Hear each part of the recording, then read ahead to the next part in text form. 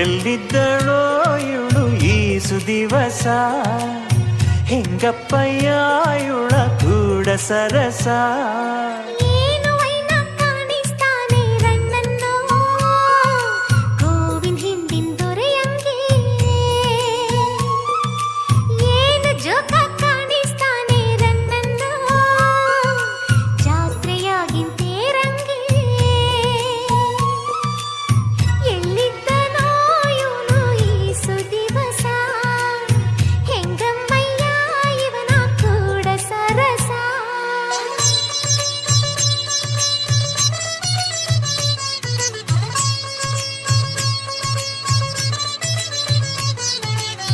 Oh, oh, oh, oh.